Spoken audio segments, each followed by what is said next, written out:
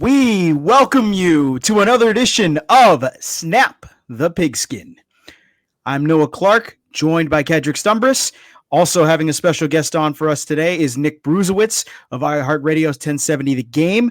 We're going to talk AFC North preview, NFC North preview, and some weekly headlines. Trey Hendrickson got his deal done for how much we will let you know more about, as well as Terry McLaurin's deal.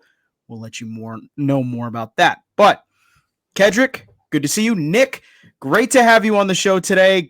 Get ready to talk some Steelers with you today, as well as the AFC North. Right. Yeah, I got my brand new Aaron Rodgers jersey on, also known as a man that could never let me down this year. No matter what happens, I'll be satisfied.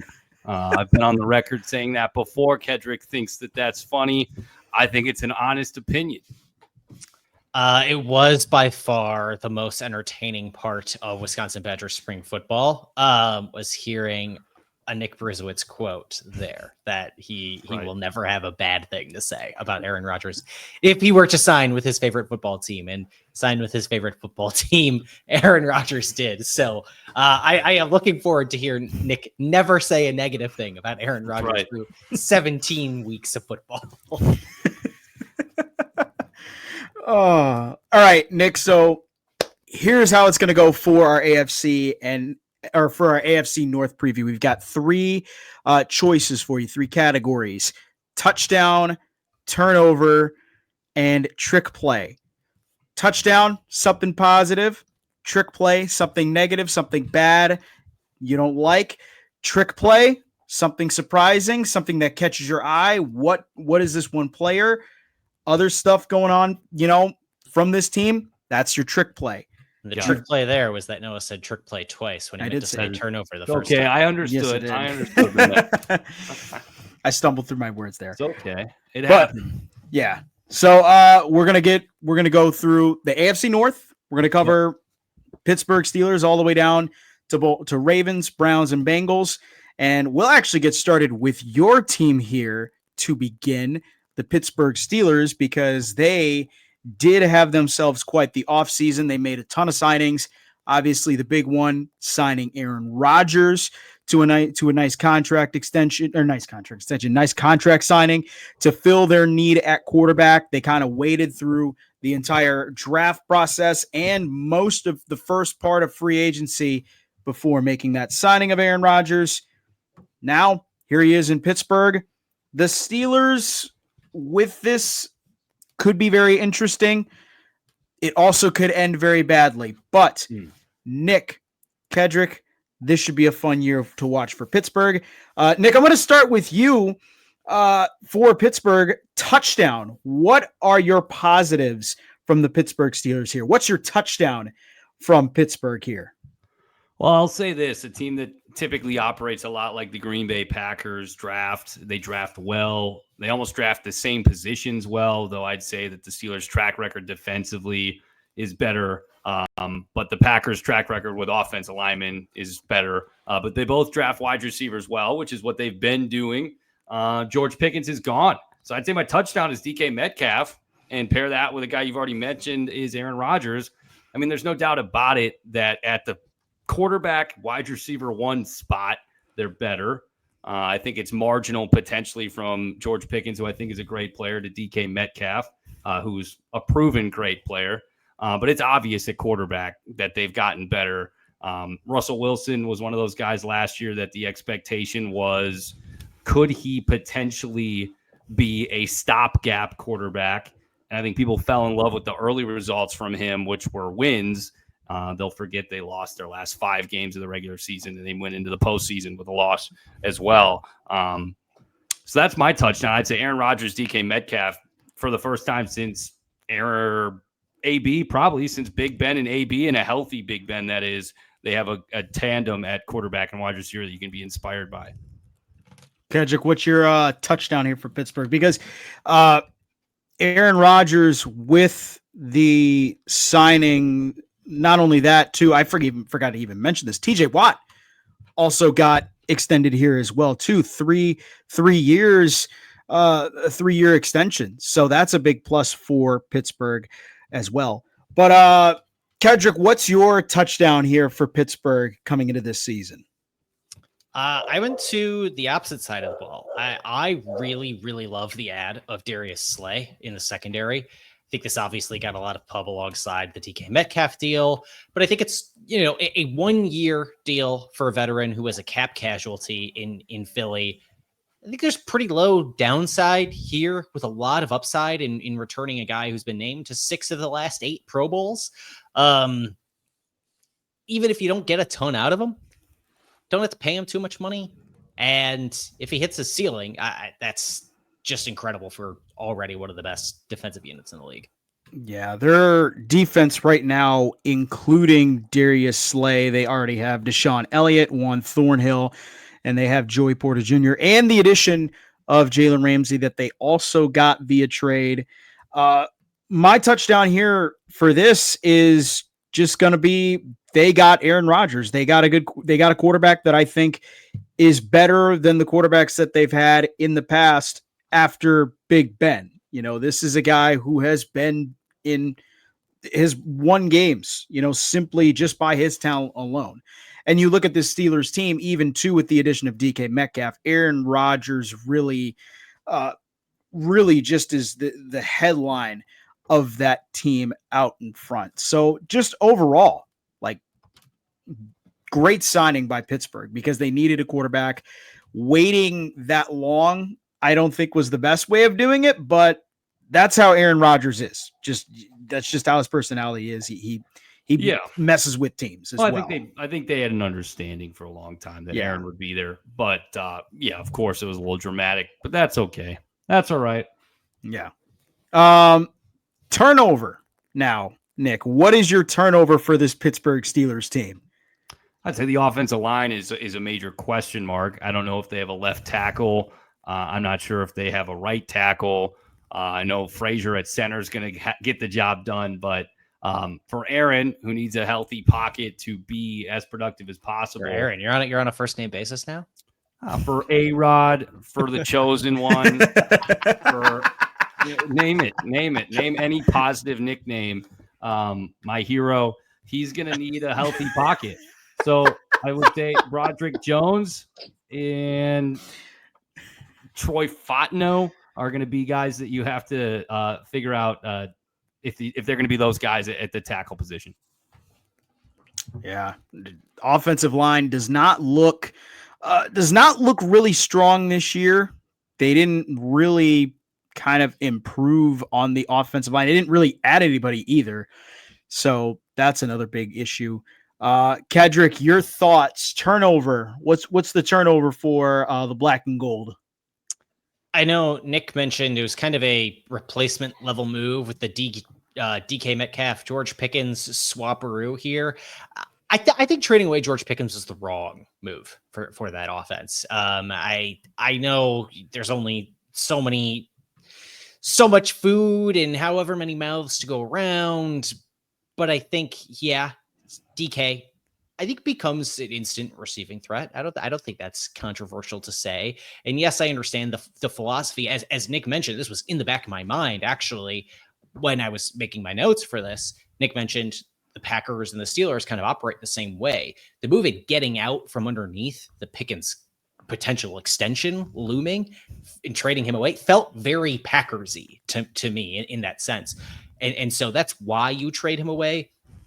But if you're bringing in Aaron Rodgers for seemingly 1 year in the most win now moves you could have possibly made this offseason, why not just keep George Pickens and deal with the fallout after the fact? I know that is not a very Steelers-y strategy, but I think it would have been much more fun to see, for one, and two, it would have really solidified them just going all in with Aaron Rodgers right now to win a Super Bowl. Yeah, I agree with that. This is for me. It's for my turnover. It's got to be the age of this team. I mean, the Steelers are ranked in the top as one of the teams that has one of the more older rosters in the league. And now you add Aaron Rodgers, who was getting up there in age too, who's also, I think, about 40 or so.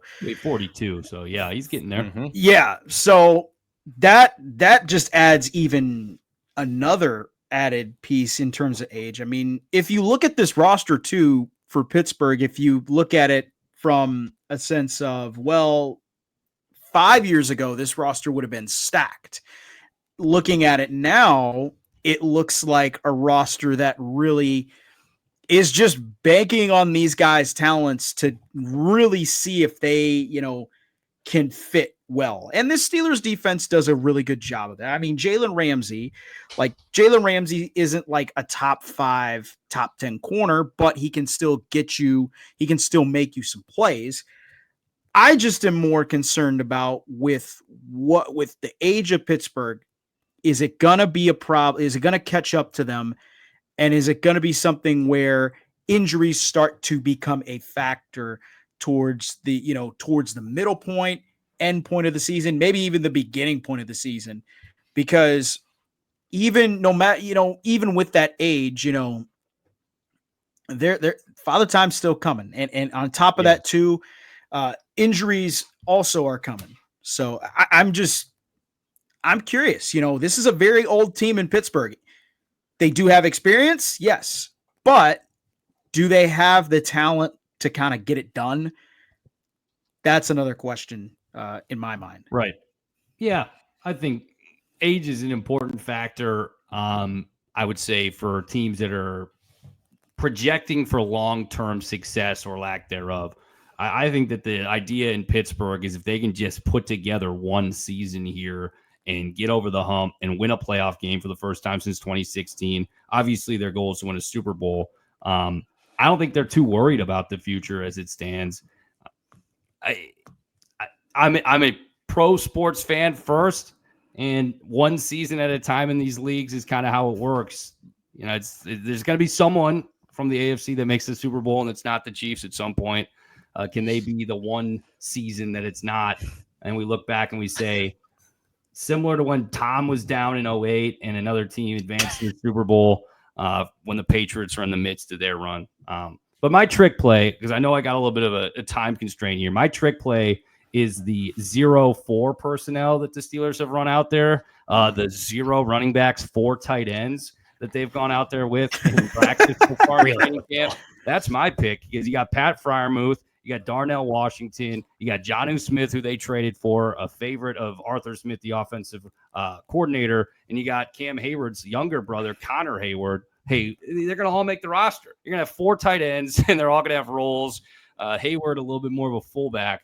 But yeah, talk about a trick play. Literally, you might have sets where you don't even have a running back on the field, and you have 4 tight ends.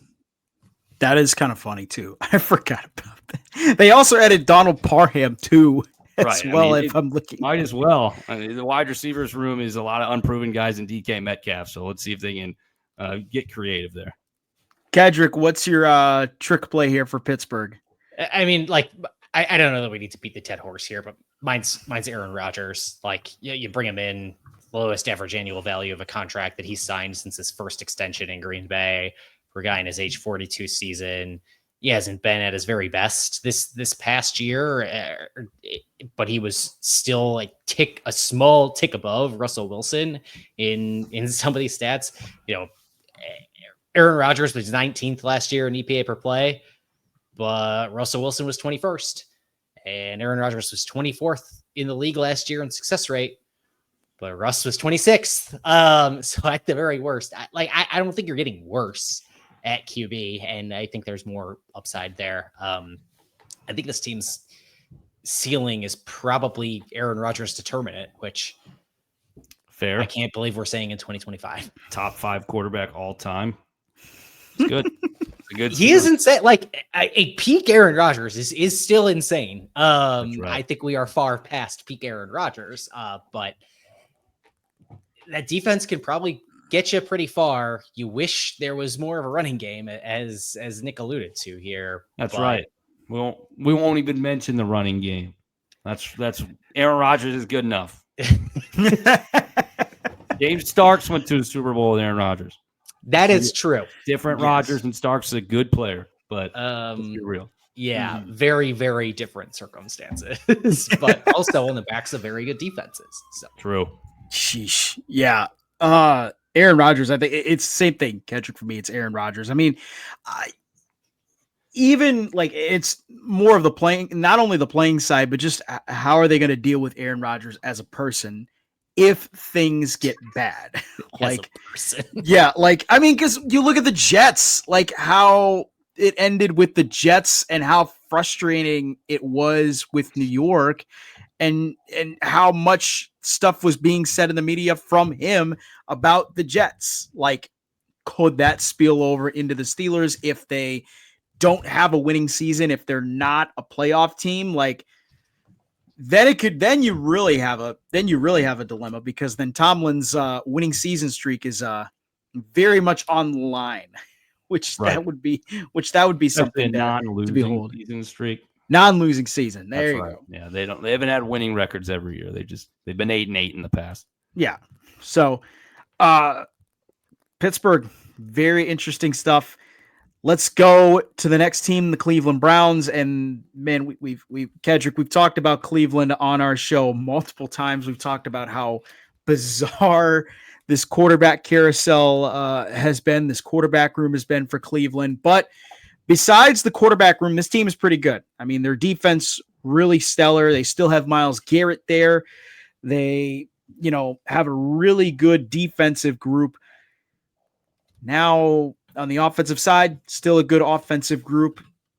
Not top 5, but can still win you some games when needed. However, the quarterback position is up for debate. They have so much for issues at the quarterback position. Joe Flacco was named the starter for week 1 for the Cleveland Browns.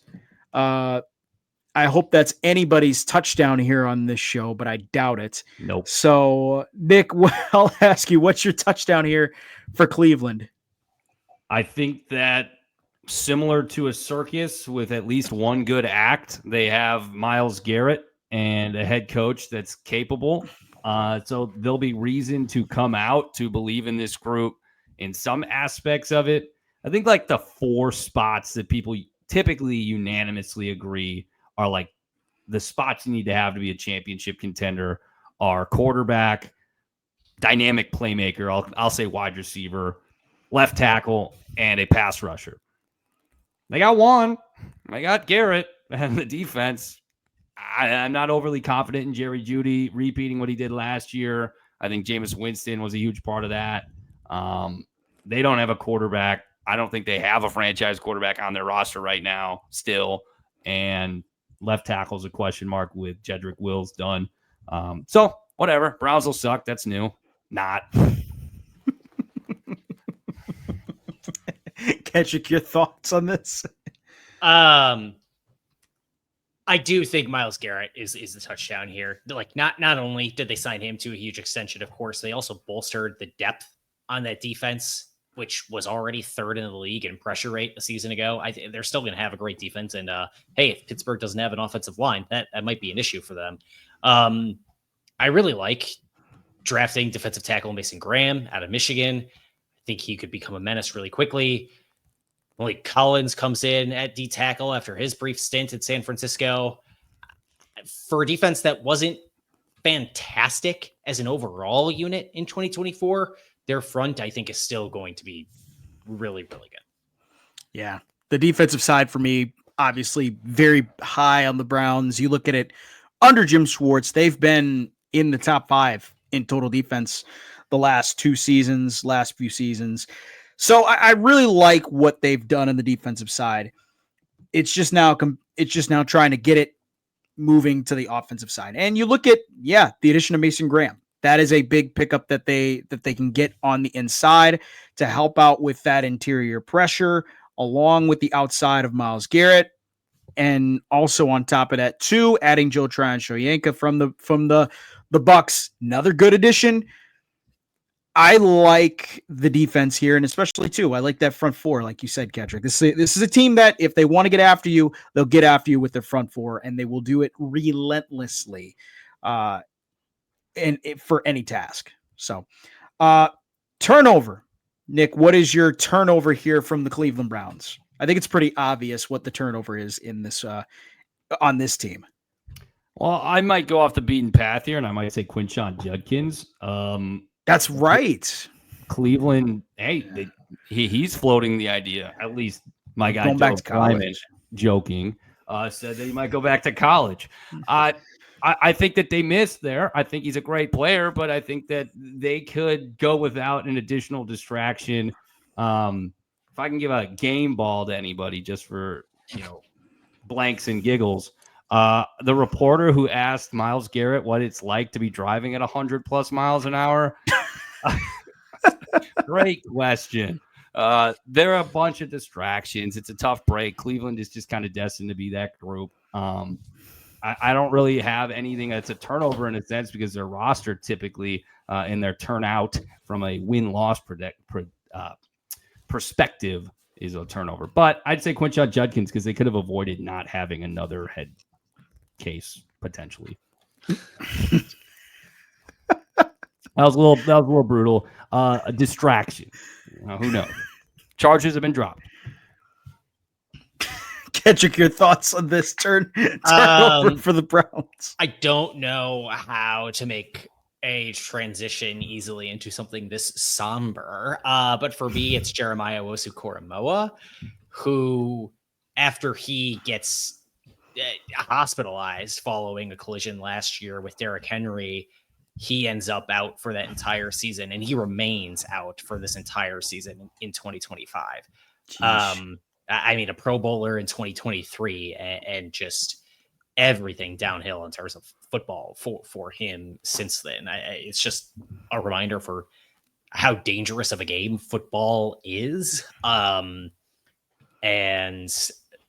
you just hate to see it for a guy who had a really promising career ahead of him. Yeah. I agree with that one for the turnover. I mean, like when he came into the league, dominant linebacker. Now they're having to try and replace him.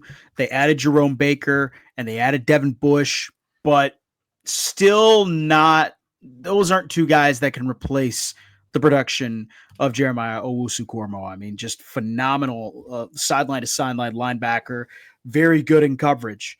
And when you lose that on your defense, that's a key part. They're trying to replace that.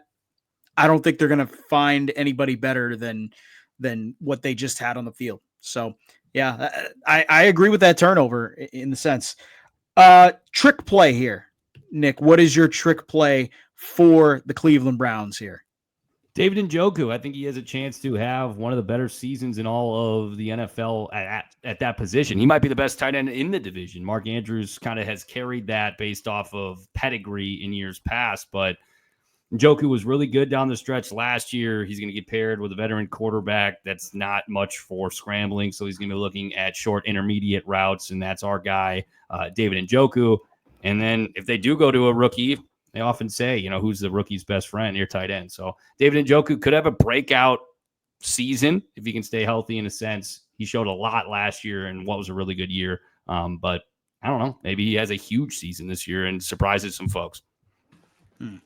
Kedrick, trick play for you here for the Cleveland Browns. I don't know if it will, but if this quarterback thing works, they are absolute geniuses. They just released Pro Bowler Tyler Huntley. Right. Unbelievable. I don't like. Here's the thing with quarterbacks. As Nick said a moment ago, there's really like 3-4 spots in the league where if you nail that spot, it just changes the potential outcomes for your entire organization. Quarterback's one of them. So if they swing and hit a home run once out of 5 times, that changes everything this organization could potentially be. Now, does Cleveland have a history of swinging and hitting home runs on quarterbacks? No. But I don't know. The circus matters until it doesn't. The circus matters until one guy is the guy, and then you're off and running potentially to Super Bowl contention. Yeah. The quarterback thing, for me, it's going to be, don't be surprised if we see all 4 quarterbacks make this roster and all 4 quarterbacks start at some point during the year. I mean, just because all 4 make at least one start. All 4 at least make one start during this season. I like it a it would not surprise me to see Shedeur Sanders get some playing time, as well as Dylan Gabriel. Well, start Kenny Pickett against the Steelers and do me a favor. That'd be awesome. Yeah. Once the banged up offensive line kills Aaron Rodgers, we'll get the Kenny Pickett Mason Rudolph Bowl then. Well, they'll put Darnell Washington at left tackle, their tight end who's bigger than Broderick Jones at left tackle, and we'll be okay. Yeah, I don't know. They'll put those 4 tight ends out there to block, and they'll have 2 players in actual routes. Cincinnati Bengals. We're getting close to the end of the AFC North preview. Cincinnati Bengals. The Bengals here. We'll talk more about this later, but some big kind of breaking news here. Trey Hendrickson got a deal done for the Cincinnati Bengals. We'll explain more later on in our weekly headlines, but Trey Hendrickson got a deal done. He's going to stay with the Cincinnati Bengals. Big pickup for Cincinnati. We've talked about the Bengals, how they've been historically known to be cheap, and that was the case with Hendrickson, but they get a deal done. The Bengals, though, last year, very close to making the playoffs and very close potentially to making some noise. Now, here we are again. They fire their defensive coordinator. They bring in Al Golden over from Notre Dame. What's this going to look like on the defensive side? Nick, your thoughts here. Touchdown for the Cincinnati Bengals.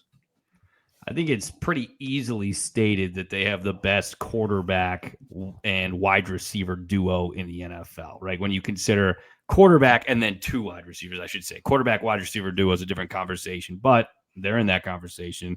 But he has the 2 best wide receivers of anyone in the league, and that's Joe Burrow. You pair that with Chase Brown, who's got some high expectations in the backfield. I mentioned the Patriots and their dynasty, and when Brady was down, an opportunity arose for somebody else. Well, the team that was doing that occasionally was the Indianapolis Colts, who played solid, not great defense, and had a billion pass catchers and a good running back for Peyton Manning. So maybe we're looking at that again this year. I think the Bengals have a great offense and probably a below average, to be kind, defense this year. I'm less brutal with the Bengals than I am with the Browns. That's fair. Kedrick, your touchdown for Cincinnati here. Yeah, I mean, it's basically the same for me, just with a little bit of a different flavor to it. I'm sure it's happened in recent years to somebody, but I just can't put my finger on it, and some cursory Google searching did not answer this for me. But I cannot remember a time in which somebody as high profile as T. Higgins was tagged, played on the tag, and then actually got an extension with the same team. I can't believe they pulled that off. Especially when it appeared T. Higgins was so ticked off because nobody wants to play on the franchise tag. It was incredible. And like, that's the same thing this team is having to deal with now in Trey Hendrickson in its own form, as he doesn't want to play tagged either. So just unbelievable for them to be able to patch and make that relationship with T. Higgins work. If we are going to talk sauce on this show about the Bengals and their front office and their failures, you also have to give them their flowers, and they earned them with that T. Higgins extension. Yeah, it's amazing how Mike Brown was able to finesse that deal into just getting T. Higgins, and now with Trey Hendrickson. I mean, you look at the Bengals for my touchdown here. Cincinnati, they have one of the best offenses in the NFL. I mean, you have one of the best quarterbacks, as you said, Nick, with Joe Burrow, and one of the top 5, maybe top 2 receiver in the league in Jamar Chase. This is a very scary offense for Cincinnati. And every year in and year out, they put up numbers. You know, even you look at last year, yeah, it was a down year for them last year, but their offense still put up numbers, especially in December. I mean, they were rolling in December to try and get that playoff spot. So honestly, offense for the Bengals, they keep rolling. They keep making things happen. Love what they're going to do here. Turnover, Nick. what is your turnover for the Cincinnati Bengals? Cincinnati had some big turnovers last year, but what is it this year for them? Well, I actually might shock some people. I think moving off of Lou Anarumo at defensive coordinator was a mistake. People will say his defense last year in particular was bad, but look at what he was dealing with. Look at the injuries. Look at the personnel that he has been gifted with. We're going to praise the offense because they've sunk all their money in it. They're the anti-Steelers in a lot of ways. Steelers have the highest paid defense. The Bengals have most insane quarterback and wide receiver room you could have ever predicted in terms of total assets allocated to them. I think Anarumo is a great defensive coordinator. I think he ended up with the Colts, I believe. I think he's going to do a hell of a job. So I think that, hey, Al Golden, you got some big shoes to fill. If the defense doesn't work out this year and Indy looks better, you're going to feel a little foolish to move off of a coordinator in Anarumo. Kedrick, what's your turnover for this Bengals team? Nick, I will say you're speaking my language on this episode because one, Noah and I have actually talked ad nauseum about Lou Anarumo and how he was an excellent pickup. Where is he now? In Indianapolis, right? Yeah, he's with the Colts. Yeah, we sung his praises when we were talking about the AFC South. But what the? Okay. If anybody still heard that, we paused it, but yes. Nick's smoke alarm seems to be going off. I'm fine. It's over. All right, Yeah. We're good. We're alive. Okay.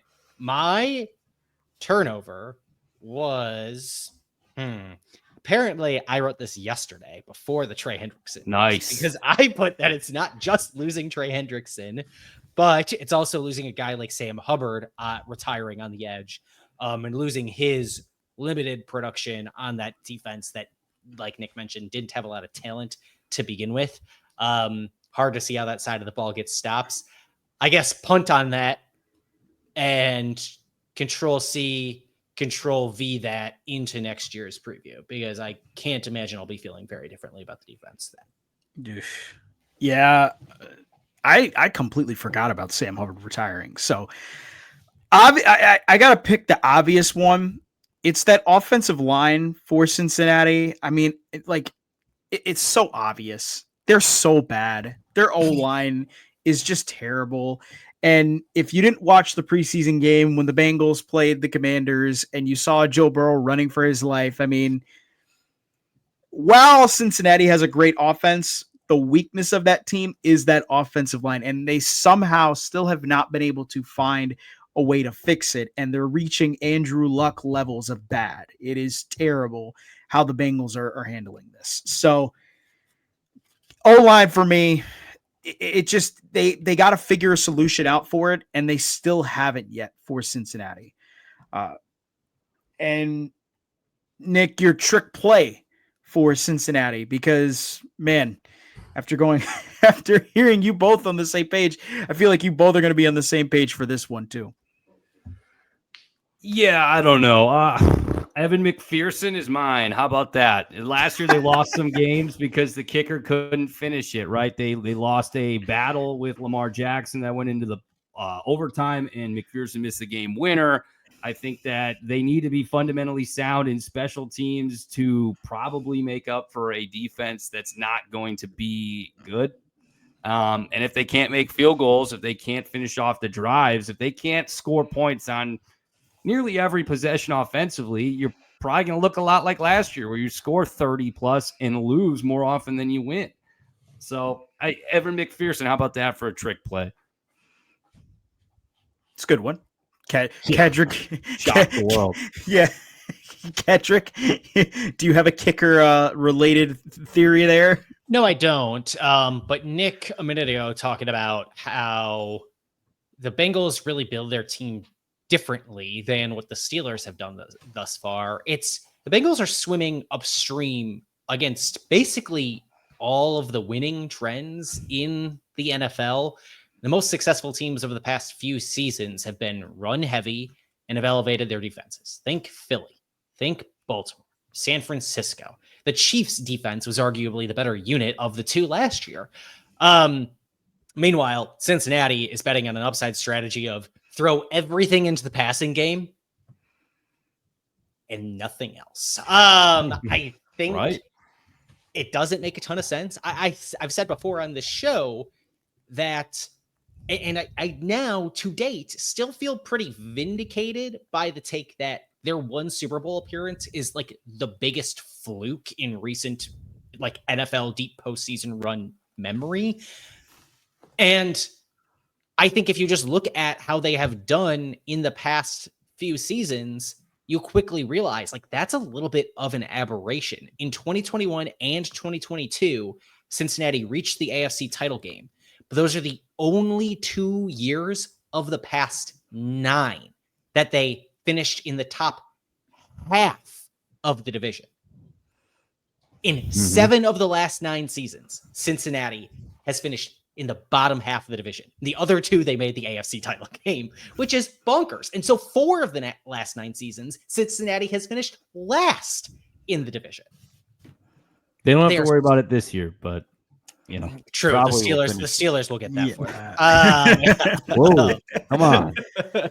Haven't drafted in the top 10 in forever, 50 years. I don't remember. Been a minute.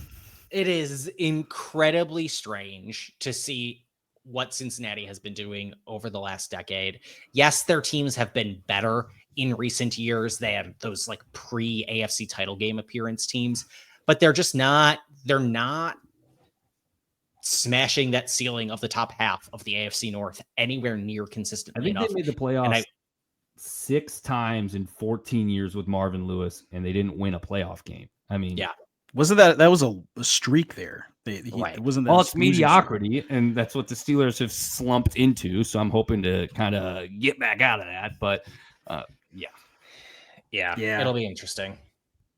Yeah, Cincinnati. It is a very interesting thing. I think with going on the defensive side too, with Al Golden, like, is this defense still going to be a top 10 unit, or are we going to see something different? You know, Al Golden at Notre Dame.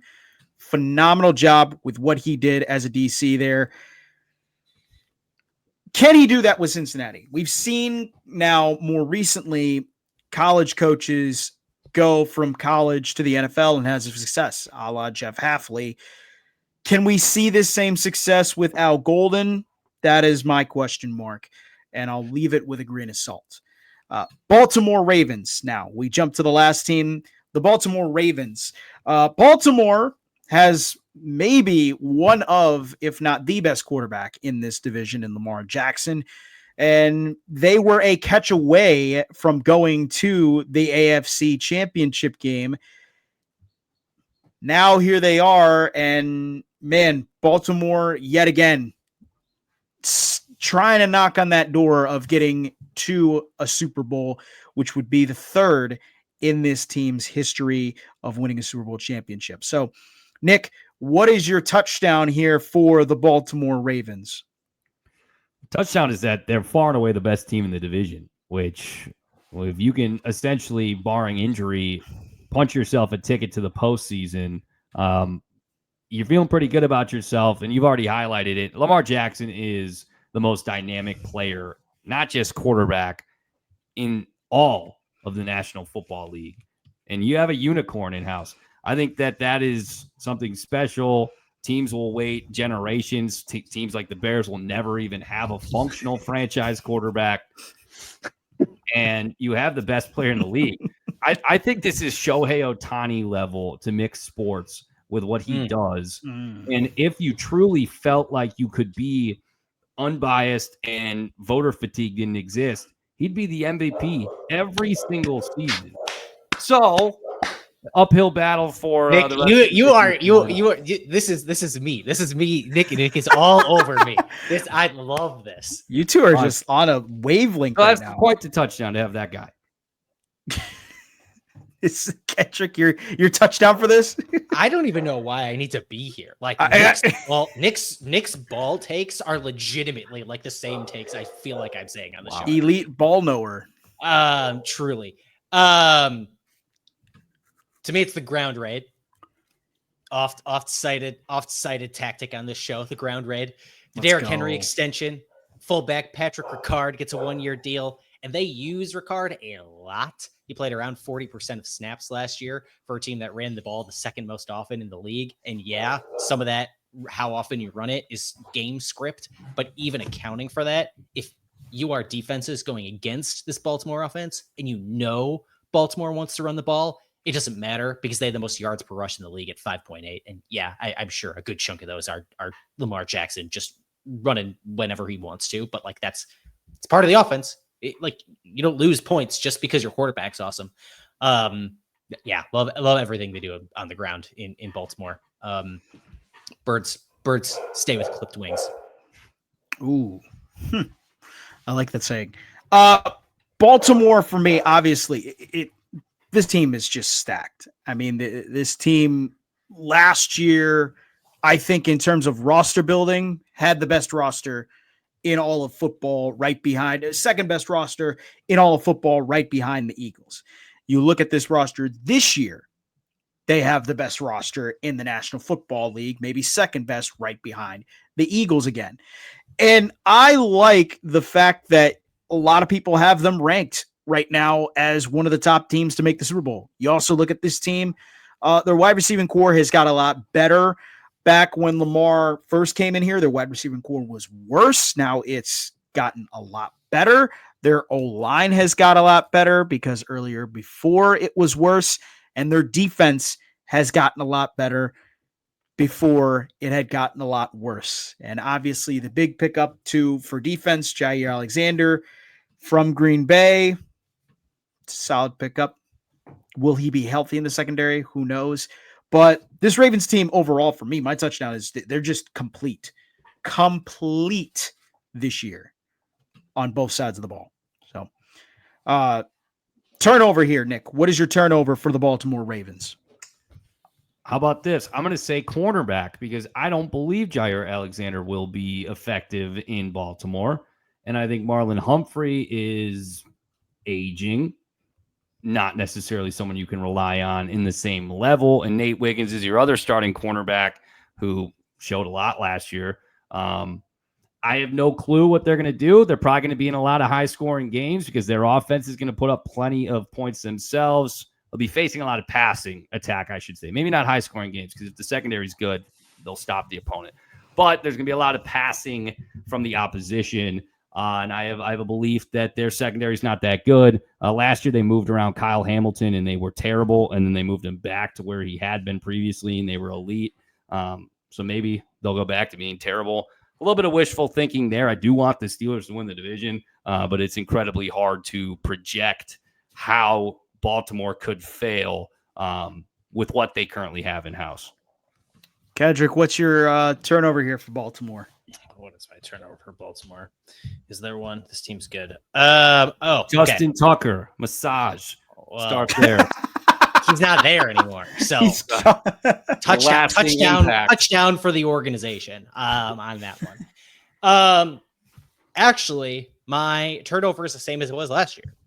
In last year's preview, I questioned the offensive line's youth / depth / coaching. There was a tragedy there.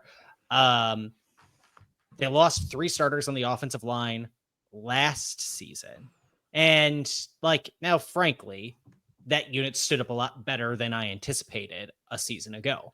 Tyler Linderbaum has looked great at center. Ronnie Stanley, who Baltimore just signed to an extension, put together a full season for the first time ever in 2024.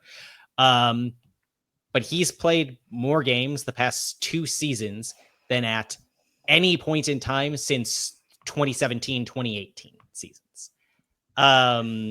So who knows if he can put together another healthy campaign? They lost Patrick McCarry on the interior to the Jaguars.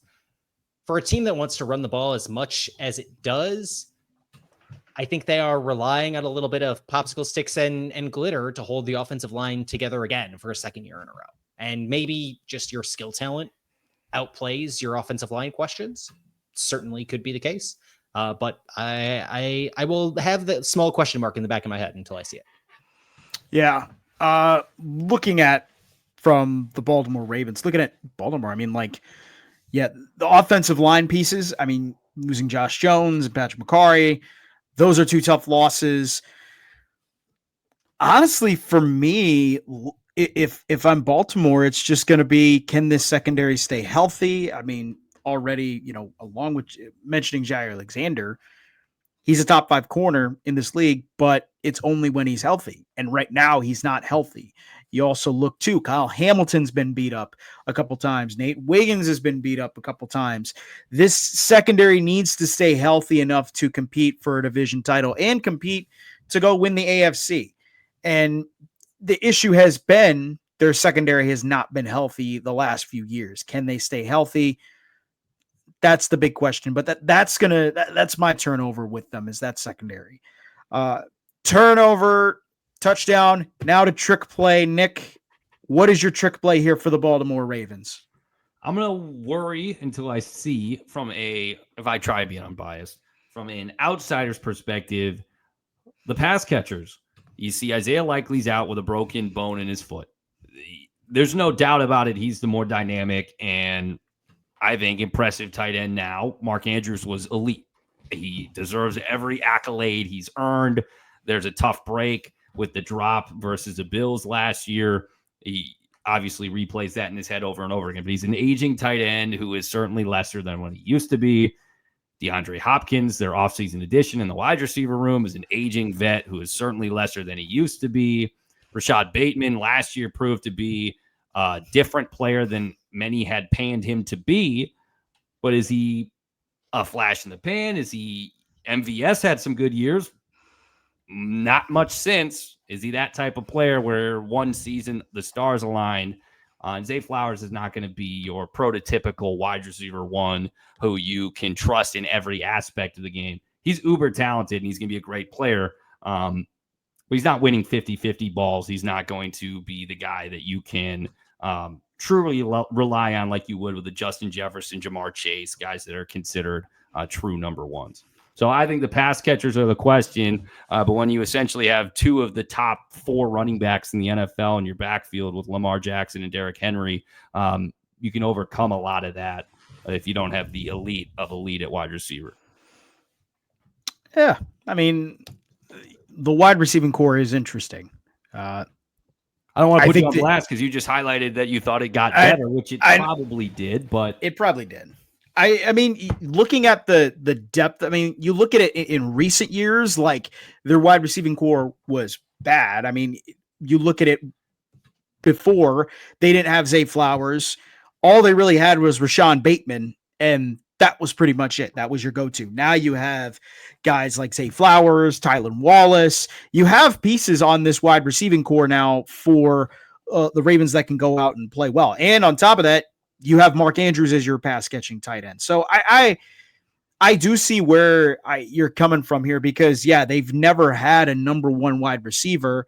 Zay Flowers, I don't think is at that level of a number 1 wide receiver, but he still can make some decent plays when he needs to. So I can see where that you could bring that into. I could see where you're bringing with that. Kedrick, your turnover here or trick play here. Did I say turnover or trick play? We're on trick play. Trick play. Your trick play here. After Michael Pierce retired, who provided them with a really solid presence at nose tackle for some veteran depth, they're going to need someone to help fill in this team that was best in the league at stopping the run by yards per carry, going heavy on the run game, both sides of the ball for Baltimore for this one. I know you all have talked a lot about the secondary. I too have more questions on the secondary than I feel like than I think. I think I have more questions there than maybe some others do. I'm not as confident in their secondary pieces. So I think keeping teams one-dimensional is going to be really important for them. So shoring up that D tackle depth is going to end up proving to be big for this team if it wants to end up getting over that hump and getting to a Super Bowl. We'll see what happens. Good pieces like Malachi Starks, see whether or not Jair stays healthy. But I really do like John Jenkins, the defensive tackle, to fill into this role on the interior a little bit, who has played all over. Like a very versatile piece on the defensive line. He's played a little bit inside, a little bit outside, with 7 NFL teams during his 13 seasons in the league. So he should shore that spot up for them and help that defense be a very good unit that can hopefully push them over the hump. Yeah. Mine is if this Baltimore team can't make it into the Super Bowl, there's some real big problems with that roster. I mean, this is the best roster that they've had in Baltimore in years. You look at it completely, they're very complete from top to bottom, as I said before. And I think just this year they have the pieces necessary to go and beat Kansas City and go and beat Buffalo. Those are kind of your two teams that you're chasing right now. Baltimore has been relatively close to beating those two teams, and they failed in just unbelievably bad, fashion in both games. This year, though, they have a really good team. I like where they went in free agency. I think they just said, you know what, we're kind of going to go all in for this one. We may not get back here with, the way that the roster is heading towards and the way the team is heading towards. I honestly, if the Ravens can't get over that hump and get to a Super Bowl, some real question marks there for the Baltimore team. So, well, testament to what they've done in Kansas City, considering I think there's a similar sentiment in both Buffalo and Baltimore with incredibly good teams that, that they have to make it to a Super Bowl.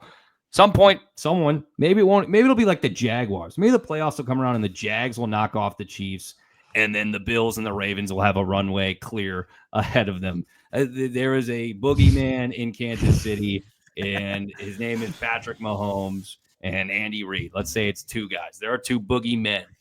They're inevitable right now. Someone's got to knock them off that throne. Joe Burrow's done it. That's the reason why the Bengals get as much credit as they do, because the one team to beat them was the Cincinnati Bengals. Yeah. So Aaron Rodgers, let's just do it, man. Might as well. Simple as that. I love the Aaron Rodgers takes from you, Nick. Thank you so much for coming on this show today, and good luck to the Steelers this year. I always want to I threw out a homer take for Ryan. I wanted to see what his reaction was. What's your homer take on the Pittsburgh Steelers here? Well, I'll just stick with my guy, Aaron Rodgers, what I'm wearing. People will remember year one for Brett Favre in Minnesota and how it was a resurgence, an elite campaign for him. Rodgers seems motivated. He seems happy. He seems comfortable. He's a married man now. Let's talk about how different it's going to be in Pittsburgh. And I will homer take, lean into and embrace that it's going to be different. As the season goes on, I'm sure Kedrick could reach out to me and say, are you disappointed? Are you upset with Aaron Rodgers? Keep in mind, guys, I've never seen them bad either. So this is going to hopefully be one or the other and not just a lot of the same. Awesome stuff. Nick, tell the fine folks where we can find you, where they can find you at here on this wonderful show as well. Yeah, I probably should have included it like Kedrick did there as his title, but at Nick Brusewitz, NickBruesewitz. I can't believe I didn't put that in here as my title. I'm just Nick Brusewitz. You can find me at Nick Brusewitz on X. Obviously located below my name here, though, iHeartRadio, 1070 The Game and the Game Radio Network on the Mike Heller Show, Monday through Friday. And also with the Badgers football season starting on Thursday, I'll be on the pregame coverage for that team. Are you going to be there at Camp Randall on Thursday, Nick? Not to talk too much shop on a show? All right, good. I'll be there. I'll be ready to go. Union South, where we will be doing our broadcast from. There you go. Thank you so much. Listen, he does not have, as a man whose name is spelled phonetically or is pronounced phonetically, and yet people love to pronounce it incorrectly. We got to give something for our guys with too many consonants in their name. That's right. We need to help. We need to help our fellow brethren. I appreciate that. You can follow me on X there. That's where the most of my content will come from. But yes, I'll be at Union South live at 4 p.m. on Thursday. And I'll be down on the sidelines. Lucky enough to be there for the game. All right, maybe I'll come say hi to you at Union South for a minute on Thursday. I'll be around for an 8 p.m. kickoff inside what so far looks like it might be a less than full Camp Randall Stadium. Looking at the ticket resale market. Yikes. What's your thoughts on Wisconsin here? Well, I think they'll go 7-5, but I think that's an optimistic view. I've been told many times I'm naive, but they'll pick off one of them that maybe isn't super sexy, but interesting, right? They'll beat Indiana, Illinois, Iowa, that grouping of teams, maybe even Michigan. I think they're going to win one in October. So name your game, probably not Ohio State or Oregon. So they'll get to 7. That's my guess. I think Indiana's a facade. I think that they are a one-year team, and I think people are too caught up in the flavor of the day. But we'll see. We'll see. All right.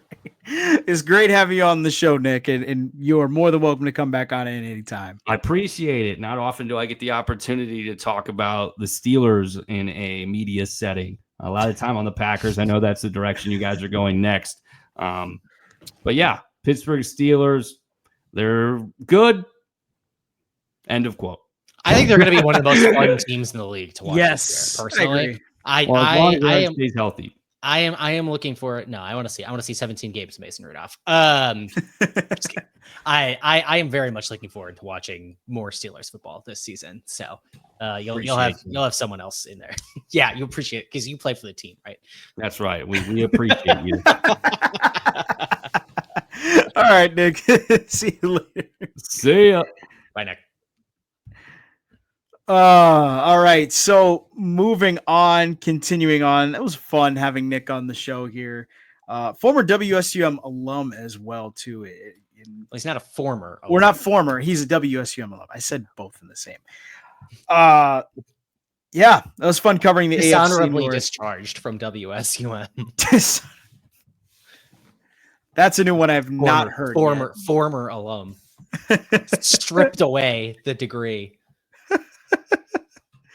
Oh, all right. Weekly headlines. Let's get to some weekly headlines here, and then we'll continue on and wrap up our division preview. Weekly headlines. Trey Hendrickson finally got a deal done. Terry McLaurin finally got a deal done. Trey Hendrickson's deal, a 1-year, $30 million extension. Holy cow, that is a lot for 1 year for Trey Hendrickson. This episode is going to be released sometime later in the week, but the Cincinnati Bengals got a deal done with Trey Hendrickson after he held out in camp most of training camp. And on top of that, too, requested a trade. So he's back with Cincinnati. I guess Mike Brown got what he wanted. He wanted to pay him for super cheap, and that means paying him for 1 year for $30 million. So Trey Hendrickson got that deal done. Meanwhile, on the other side, on the offensive side, Terry McLaurin got paid 3 years, $96 million for the Commanders, which now makes the Commanders, with the addition of Deebo Samuel, maybe one of the scarier teams in the NFC East. Maybe one of the teams that could be a top 5 team, top 3 team in the NFC. But both these guys were requesting trades. In the end, both guys got deals done.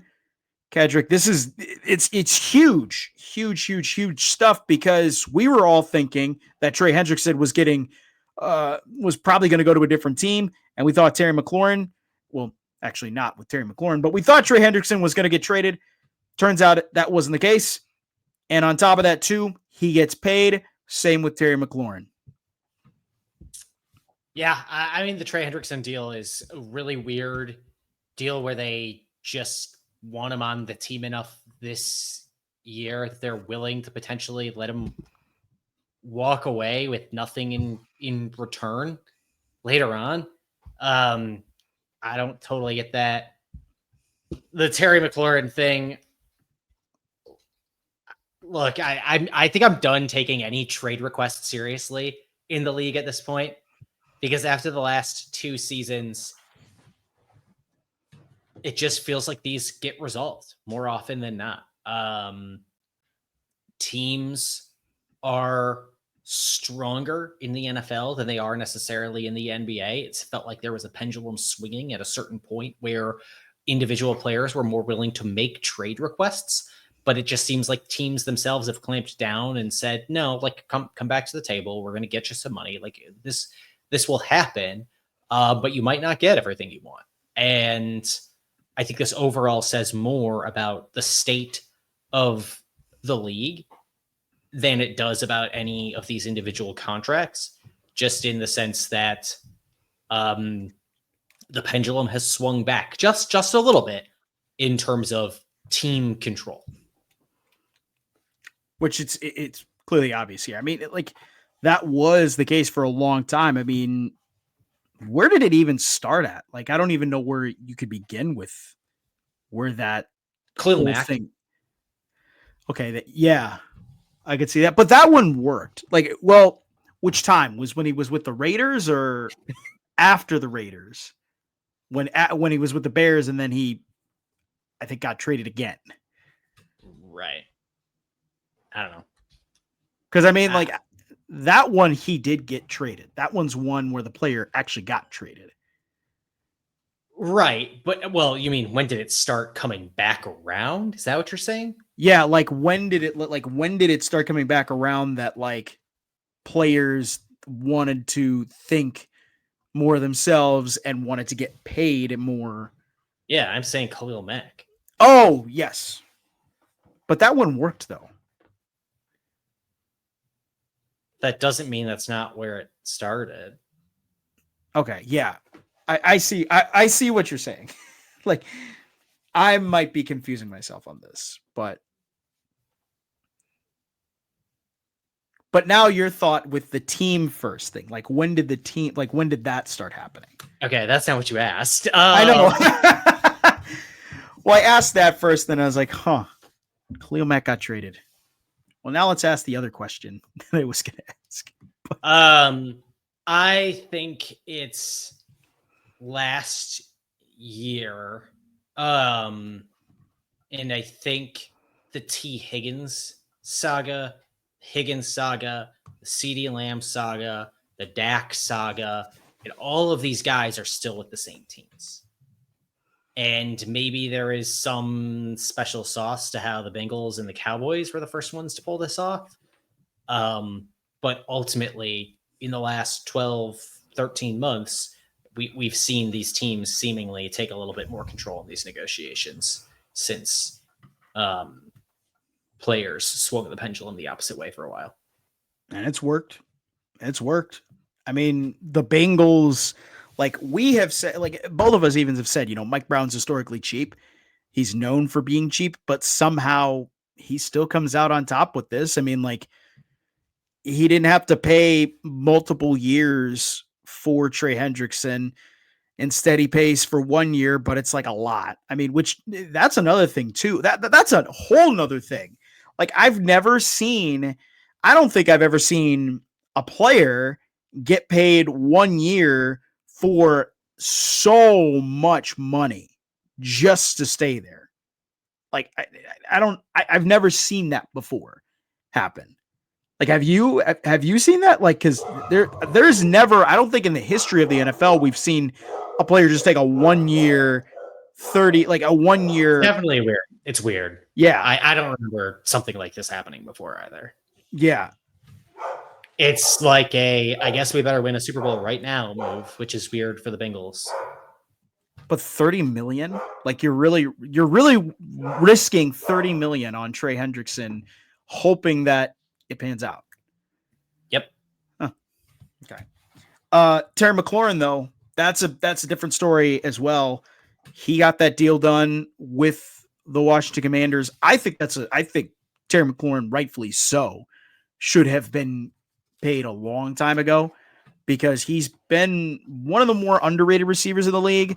And you look at last year, how well he was in the playoffs, how phenomenal he did in the playoffs. And now he has a quarterback that is probably going to be around for a while in Jaden Daniels. Given the fact, too, this roster looks like it's kind of just going all in. I think that this was a good move for the Commanders getting this deal done with Terry McLaurin. I don't know what your thoughts are on that. I mean, he wouldn't be around if they didn't want him to be, right? Yeah. That's kind of the theme thematically. You wanted to put talent around Jane Daniels, and McLaurin knew this was a moment of leverage for him to eke out a little bit more money.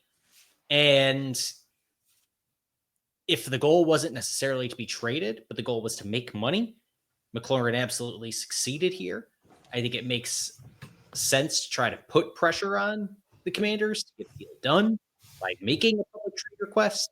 But again, I don't even really think it was real. I think it was more of a bargaining chip. And whether the bargaining chip worked or not, I guess we'll never know, because we'll never know the counterfactual of what if he hadn't made it. But feels like a win-win for both parties. Win. Yeah. Trey Hendrickson and Terry McLaurin are back on the respective teams for deals. All right.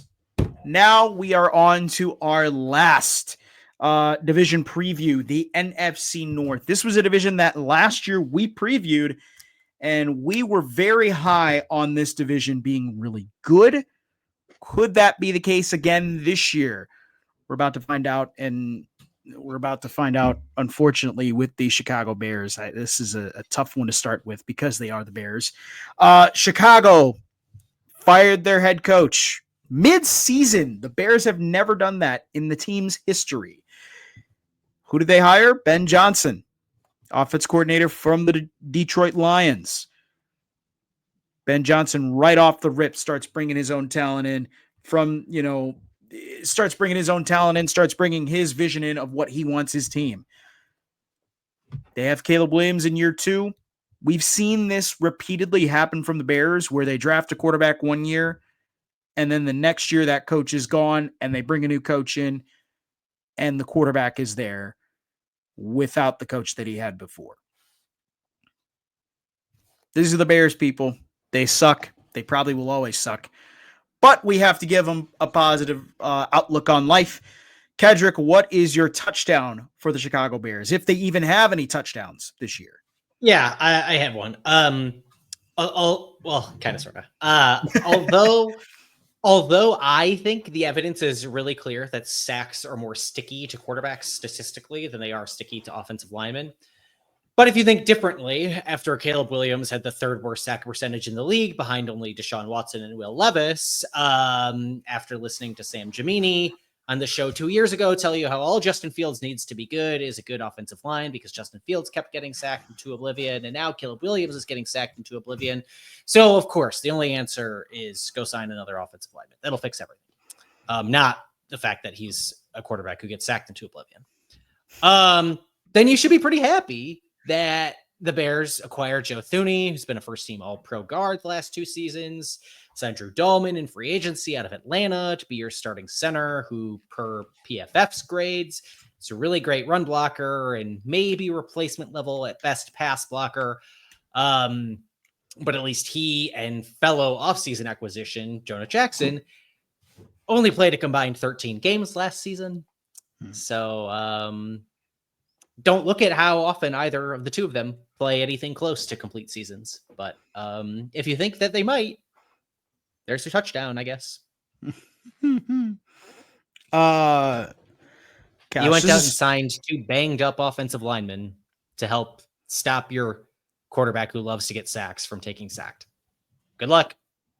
And he hasn't looked good. He hasn't looked good this preseason either. He's not looked good this preseason. Has not looked good through training camp. So we're here with the Bears offseason circle. You know, they're offseason winners until the season starts, and they're losers. Honestly, looking at this Bears team, because this is a hard one for me to figure out with the Bears, but honestly, it's got to be their run game. I mean, Ben Johnson wanted the Bears to go and get Ashton Genty to kind of complement that ground game with DeAndre Swift. And that didn't happen, but they got a steal in Kyle Monungai out of Rutgers. And on top of that, too, you have Roshan Johnson and obviously DeAndre Swift. The wide zone for Chicago is, I think, going to be the key to what makes this Bears team so successful. We saw it in Detroit where you have Jahmyr Gibbs, you have David Montgomery, you're going to be a problem. You look at it with DeAndre Swift and with Roshan Johnson, that's going to be a problem this year. And you add Kyle Monungai into the mix when healthy, because he did have a good camp to start. That's a guy who could be sneakingly good. So I like the running backs for this Bears group, especially how it fits with Ben Johnson's offense. Now moving on to the worst part of it, and actually it's probably going to be my favorite part of it, the turnover of it all for Chicago. What is the turnover for the Bears here? This team was 26th in the league in EPA per rush allowed last season. And they kind of shored up the defensive line, but did so by signing a bunch of players to play out of position. They didn't sign anybody who would play over center, and they don't have anybody on the roster to play over center. One of the guys they signed was a 32-year-old Grady Jarrett, who tore his ACL 2 years ago. Adayo Oyingbo, who has never played starter snaps. It's a really weird schematic fit for a team that needs its interior depth to step up, not stand up along the sides of the D-line. Especially when Andrew Billings hit IR last year and only played 8 games. So, I don't know what they're doing. Yeah, At the interior D-line. I know there is a new schematic change there, and maybe that coaching staff has big plans, but I'll believe it when I see it. When your plan so far is to play a bunch of old guys who are out of position, who don't play 17 games. Okay. Good luck. That's been kind of the thing too with Chicago in the last few years now, is they sign these guys who were good at one point, but now relatively aren't as good at another point. And a great example, obviously Grady Jarrett, but also too the signing of Dio Odenigbo, I don't think is a really necessarily good signing, because you're signing a guy who, looking at it, very, he flashes, but he's not consistent. And if they're going for flashy and they're hoping that Odenigbo will be that guy, good luck with that. But excuse me. But I just Dude, there's a mute button. I was talking, I couldn't hit the mute button. I was also had my leg turned. Yeah, I agree with this. I think the pass rush for Chicago, it has been bad. Especially last year, it was bad. Even with the addition of Montez Sweat, it still looks bad. I mean, Chicago really hasn't been able to find a good pass rusher since Khalil Mack. I mean, Montez Sweat, he's, I guess, good. He's decent, but I don't think he's going to solve your issue fully with the pass rushing group. And yeah, Dennis Allen's your defensive coordinator, but you need players to kind of build around his system. So, trick play for the Chicago Bears here. I saw some online percolating conversation among the Chicago Bears commentariat asking the question, will Caleb Williams pass for 4,000 yards this season? Which would make him the first quarterback ever in Chicago Bears history to throw for 4,000 yards in a season, to throw for even 3,900 yards in a season.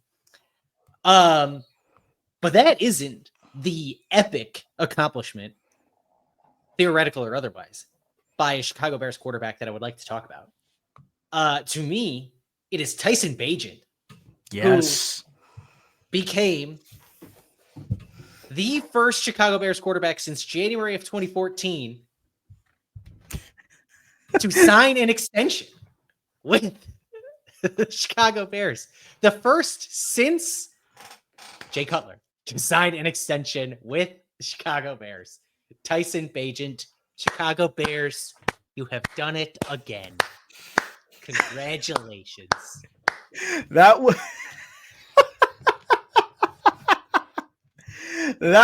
I did not expect that. Truly did not expect that. Oh, has it really been that long? It's been a full decade since Oh a my quarterback has signed an extension gosh. with the Chicago Bears. That's hilarious. Oh. And he signed a 2-year, was it $10 million extension to stay? I mean, kudos to Chicago. When it expires, that means we're going to know basically whether the Bears are going to pick up Caleb's 5th-year option or re-sign Tyson Bagent again. It'll be the question that Honestly, Bears fans need to know, much like the great Justin Fields, Caleb Williams debate. It'll be the Tyson Bagent, Caleb Williams debate. Oh, what I would kill. I love the Chicago Bears so much. It's such an unserious franchise, but they're so funny every year. I always say it, funniest franchise in football, the Chicago Bears. Moving on, now time to talk about the Minnesota Vikings, also known as little brother of the NFC North. Little brother had a good year. For some reason, Sam Darnold decided to go off, get himself an extension in Seattle, get himself a nice little contract deal there. Congrats. They got, a playoff game.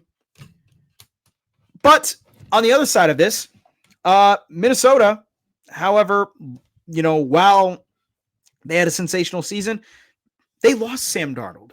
They have J.J. McCarthy now starting, who originally was supposed to be the starter for the Vikings last season. And so now looking at it for Minnesota, he's coming in. Hopefully, can he have the same success as Sam Darnold did last year? I don't think so. But given the fact that this is a Kevin O'Connell offense and it is a quarterback-friendly offense, I might be on the opposite side of that, and I might be looking like the dunce here with this group. But who knows? Kedrick, touchdown for the Minnesota Vikings here is what? They were top 6 in the league in pressure rate a season ago and doubled down on the defensive front. Signed Andy Van Ginkel to a big $23 million extension after an all-pro season. I had a Harrison Phillips noted here as another guy, but the Vikings just traded him to the Jets late last week, but signed Jonathan Allen and Javon Hargrave to big deals too. It's a bit of a shakeup on the front, but they know they need playmakers there. And it was also pretty clear to me, based on the Hargrave signing, that Phillips was not long for this world in Minneapolis. And I'll get why a little bit more in the turnover. Yeah, honestly, the way that Minnesota went on the defensive side again, they are going to probably be a top 5, top 10 defense this year. They kept Brian Flores, which how he did not get a head coaching job this past cycle baffles me. And you also look on top of that now, they bring back they bring back most of their defense, but they also improved their defense. They also bring in Jonathan Allen, Javon Hargrave. You already have Jonathan Grenard there, Blake Cashman. And on top of that, too, you have Andrew Van Ginkel, former Badger, as well. There we go. Thank you. But this defense looks really good. I mean, they look really good. And on top of that, too, Joshua Metellus, I believe, got an extension recently for the Minnesota Vikings.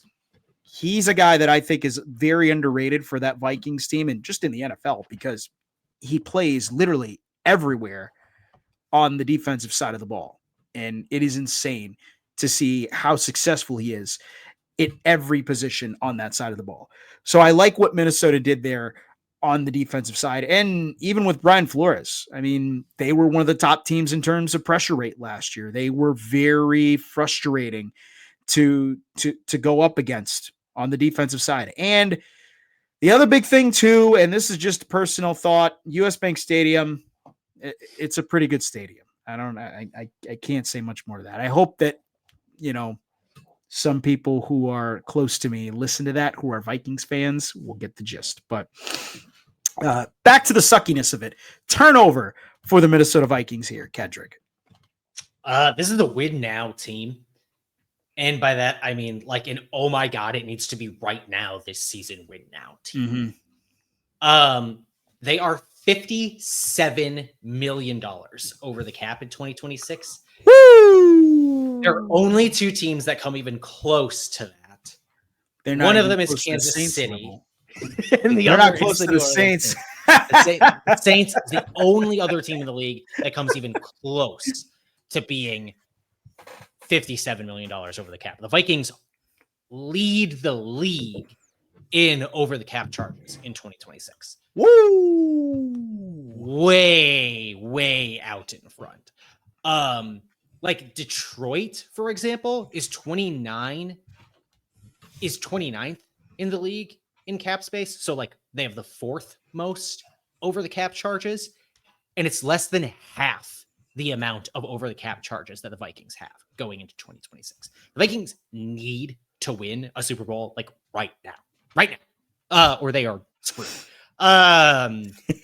I mean, who knows? Because the cap is fake, and you can always push out $100 bajillion of money. But It's like true. the way everything is structured right now is this team is a win right the heck now team.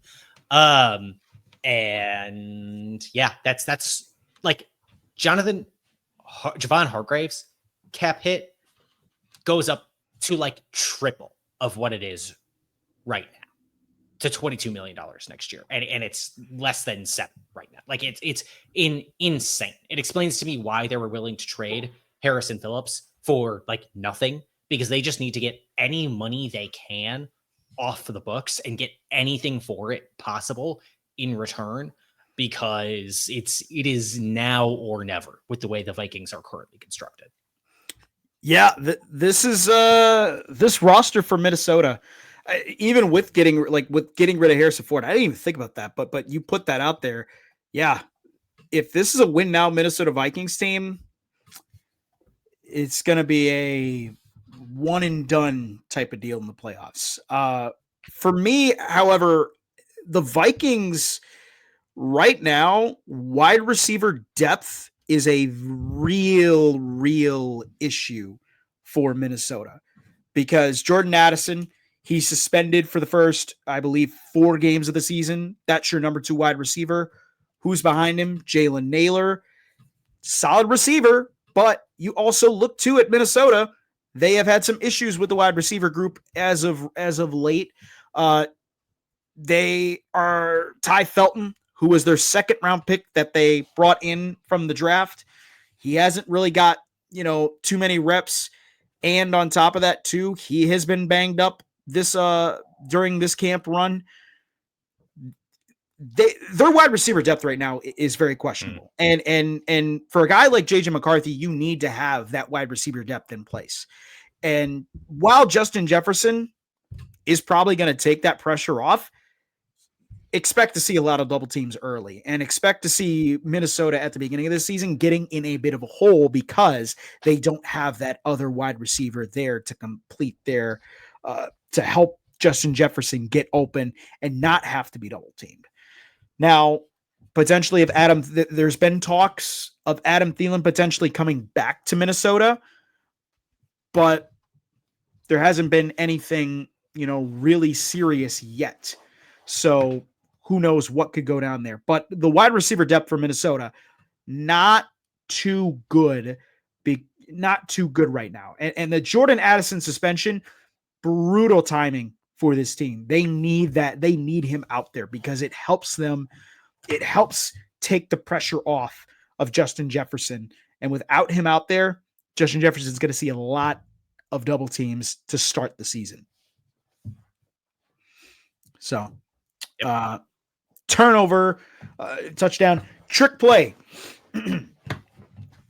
Trick play here for the Vikings. It's JJ. How good is JJ? Mm-hmm. Because they were really, really, really excited about bringing him in. And now it feels like the temperature has cooled off a lot. And they're just like, we just need him to be fine, which is not really how they were talking about him. Yeah. Yeah. I don't know. He could even more than how we've talked about the Browns, right? Because the Browns, if the QB thing works, they're geniuses. That's more of a long-term thing. For Minnesota, it is a right now thing. And even as much as we talked about it with Pittsburgh, right? That team can have its ceiling absolutely elevated by Aaron Rodgers, or it could sink like a rock. It's so true for JJ McCarthy, who we have not seen play an NFL game for a team that was half a game away from the number 1 seed in the NFC a season ago. Yeah. And stepping in with a mostly intact roster. Like, it is, the Vikings will sink or swim depending on how buoyant JJ McCarthy is. To torture the metaphor as much as possible. Yeah, JJ McCarthy, that's obviously the big one. I mean, that's the glaring need for this. That's the glaring, look for this Vikings team. I mean, they get rid. You look at last year, what their quarterback room was. Sam Darnold, Daniel Jones, JJ McCarthy. That was their quarterback room. Now you look at it this year. If JJ McCarthy does not pan out, wait. Last year, we talked about that quarterback room being bad. Yes. All 3 of those guys are starting quarterbacks for NFL teams. Exactly. Whoa. Yeah. Yeah. Oh, times have changed. But you look at it like, if JJ McCarthy does not look like the guy, that was a first round pick. And if Daniel Jones balls out in Indianapolis. Yeah. Then, whoa, holy cow. Anthony Richardson is going to be a starting quarterback somewhere. I don't know. I don't know. They got Carson Wentz now. So that was what I was just about to say. Their options don't look pretty either. I mean, Carson Wentz and Max Brosmer from the University of Minnesota. Yeah, they really need JJ McCarthy to hit here, because they just traded Sam Howell away, and they get Carson Wentz, which that's a worse backup option for you, for the Vikings. There's a ton of pressure on JJ McCarthy. While Minnesota fans don't think there is, no, there is a ton of pressure on him to be successful. And this is the first time now for Kevin O'Connell that he's had an actual, that this is his guy. This is who they drafted for him to be in this system. So now you got to go make it work.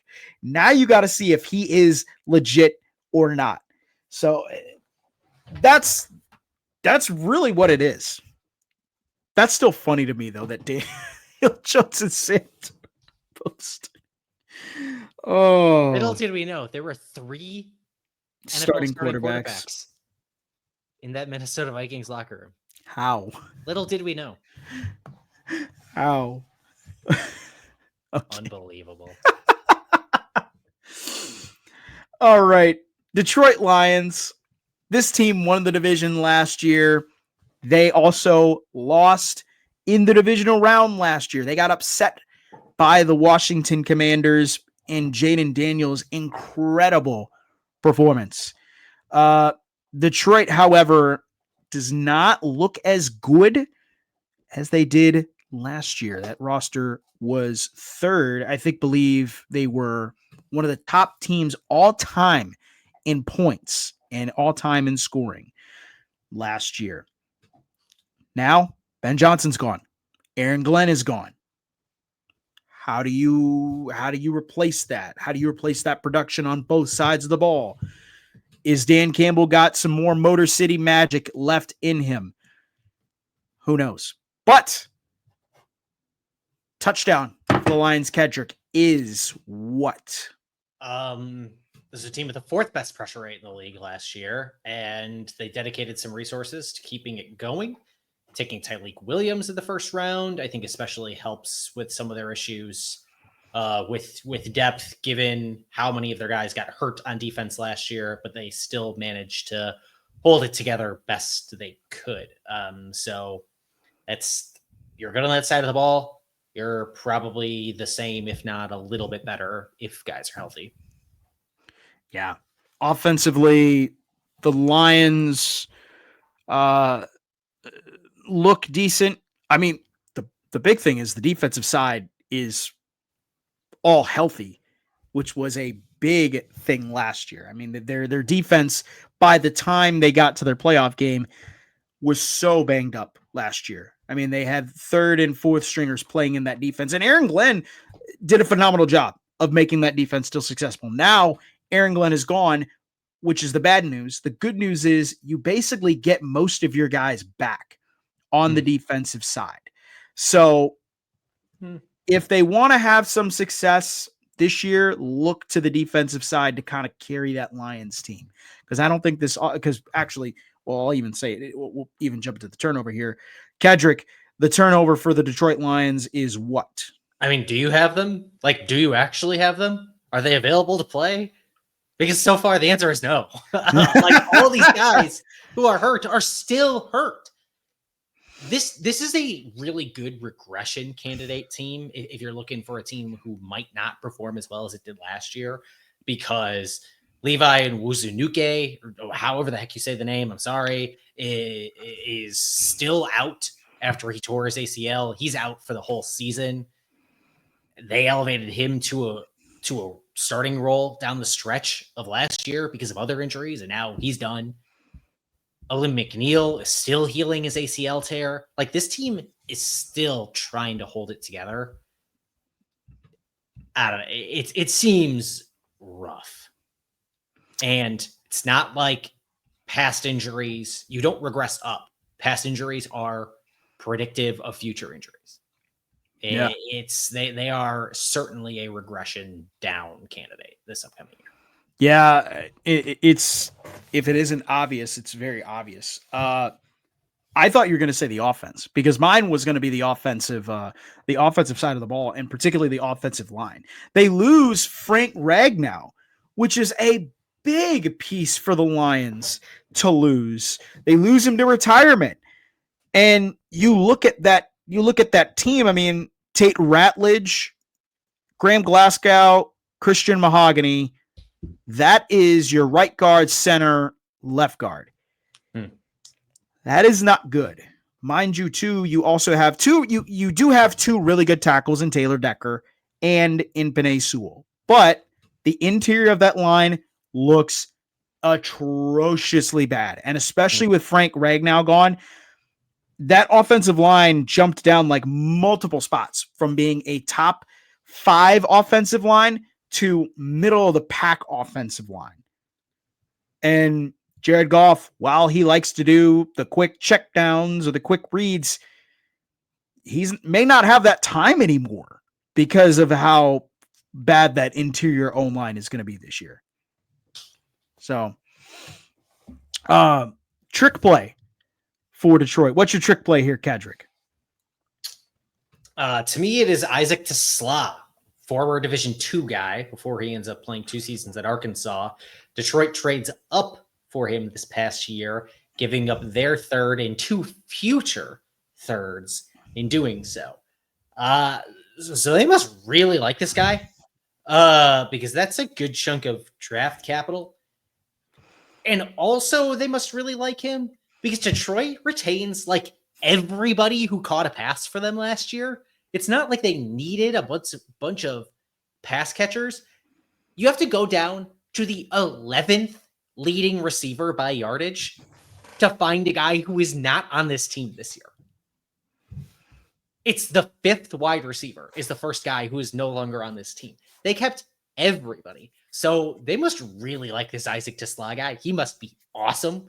Because I don't know why you needed to give up all that draft capital to go get him. No. And I guess, I mean, he's playing well in the preseason, but as we've said, as multiple people have said, it's preseason. It doesn't really matter. But like, I mean, if they give up that much draft capital to go get him, he must be relatively good. So who knows? Might be the next Puka Nacua. Yeah. Trick play for me is going to be like, can this team continue that offensive success without Ben Johnson? You know, that Ben Johnson really was kind of what made that engine go with the Lions offense. Now he's gone. You got to hope that somehow, some way, they're still going to be able to be productive. I don't know. I don't think they will be. I think the offense will still be good. I don't think they'll be at levels like the levels that they were last year. So, but like you said, Kedrick, if there were a team to pick out for that were to probably regress from a year ago, this is the team. I mean, it's them in Kansas City, right? Yeah. Like, yeah. That's the team that I think really, those are the two teams that I think regressed, and especially Detroit. Like, Detroit could really regress here. I mean, I'm not saying they're going to be last in the division, but they're going to have a tough time competing with Minnesota and our next team here. But also too, a little bit of breaking news on this show, Kedrick. And we talked earlier about the Cleveland Browns and their quarterback carousel. Their quarterback carousel just got even more crazier as Kenny Pickett is being traded. He got traded. He got traded to the Raiders, and the Raiders get back a 5th round pick the Browns get a 5th round pick back in next year's draft. And Kenny Pickett is going to be a Las Vegas Raider, and it comes for a 5th. Wow. Yeah. Wait, they just traded for him from Philly too. What did they give up from? I think it was a 6th. Let's find out. But this comes on, Ian Rappaport just posted it out. The Raiders are trading for Kenny Pickett. Sources tell the insiders, filling a key void for the season. It's a 2026 5th rounder going back. This comes on the update of Aiden O'Connell's injury. Pickett becomes, with plenty of experience, becomes the backup to Geno Smith. So from Philly, the Browns to get Kenny Pickett, the Browns gave up Dorian Thompson-Robinson and a 5th rounder for this past draft. Yeah. So to get rid of Kenny Pickett. So the Browns turned Dorian Thompson-Robinson into kicking a 5th round pick down the can a year. That's what happened. Yeah. Essentially. Okay. This Browns thing just keeps getting weirder and weirder and weirder. So Dylan Gabriel or Shedeur Sanders are battling for QB2 now? Sure. Like, I guess. I mean, that's what it's looking like. This is just so funny. I can't believe they gave up Dorian Thompson-Robinson to move a 5th round pick back a year. That's so funny. That's hilarious. Gave up Dorian Thompson-Robinson to swap their 5th round pick in 2025 for a Raiders 2026 5th rounder. What do we think? What do we think of the trade chart says about that one? Is that Raiders pick more valuable in 2026 than a Mind you, Browns too, this is a Raiders team that also traded its 3rd round pick away for Geno Smith earlier this season, too. And now they're trading their 5th round pick. So they would have a 5th or a 3rd they basically get back Kenny Pickett in this deal. This is hilarious. But wasn't the Geno third the draft that just happened? Hold on. We can figure this out in one sec. Yes, that is what happened. Oh, it was this year. Okay. I was gonna say, man, the Raiders really must love Geno Smith and Kenny Pickett. Someone tweeted out, how are teams still trading for Kenny Pickett? This is the third time Kenny Pickett's been traded in Yes. like one calendar year. Because he was traded from Pittsburgh to Philly. To Cleveland. Well, but he was traded from Pittsburgh to Philly in March of 2024. Yeah. So in 17 months, in less than a year and a half. No, yeah. Kenny Pickett has been traded 3 times. Jeez.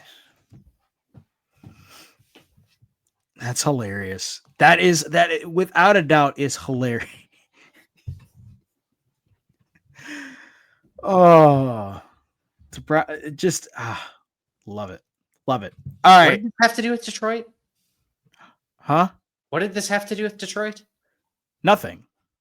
No, this was after Detroit. And I said the news. Oh, yes. After Detroit, of course. Yeah. After Detroit. Kenny like Pickett. after Detroit. Kenny Kenny Pickett, Pickett. the 4th team in the NFC North. Yes. The 4th team in the NFC North, and we always got to save the best for last. Our team, the Green Bay Packers. Green Bay, probably right now, if we're looking at it today, could potentially win the NFC North. And looking at this team, You know what? I bet the Bears, Lions, or Vikings could also win the NFC North. You know, I do believe it too. But you look at it with the way that things have transpired here this offseason from the Green Bay Packers, I think otherwise.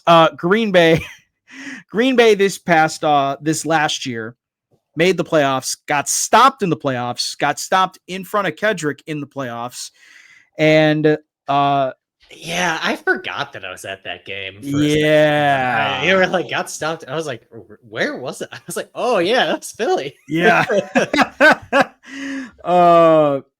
a fun place to see your team get its freaking teeth kicked in. Yeah. So Green Bay, they come back this season. What do? They make history. They had a draft in Green Bay, and they drafted a wide receiver for the first time in who knows how long, since dinosaurs roamed the earth, in Matthew Golden. They also signed Aaron Banks in free agency, and I was going to say Walter Hobbs, Nate Hobbs from Las Vegas. This team looks ready to go, but could they falter here with Jair Alexander gone? Could they falter just because it's a Wisconsin sports team and we've seen this happen so many times? What could happen with the Green Bay Packers in 2025? Kedrick, your touchdown for the Green Bay Packers here. I don't know. Like, really? Speechless. I think Matthew Golden is going to be really, really good. From everything we've seen so far, he looks like he's wide receiver 1.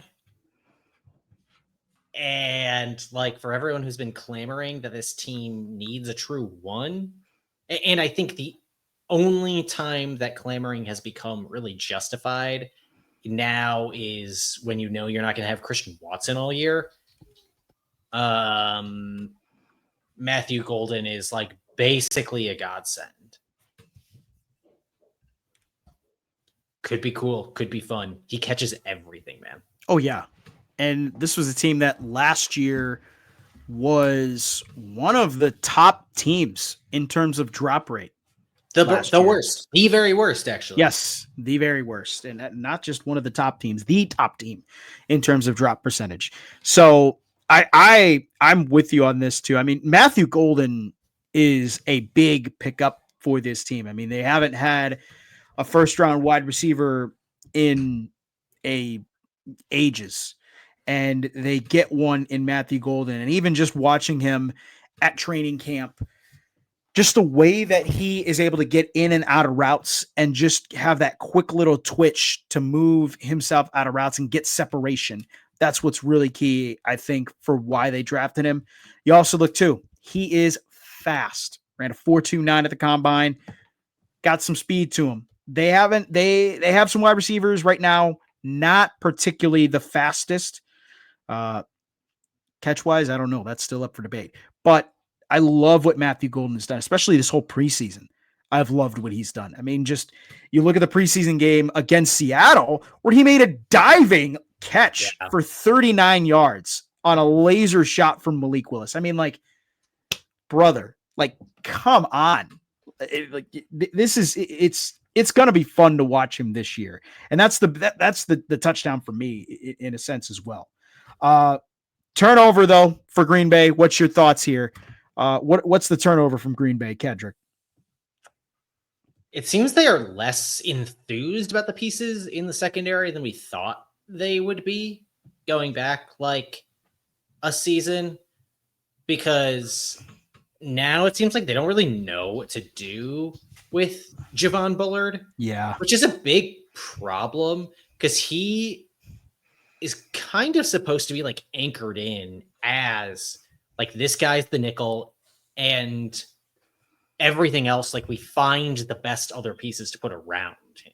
It just felt like he was the most sensible position fit of all the guys they drafted to fit that secondary last year. And then all of the acquisitions and free agency they've made over the past 2 years.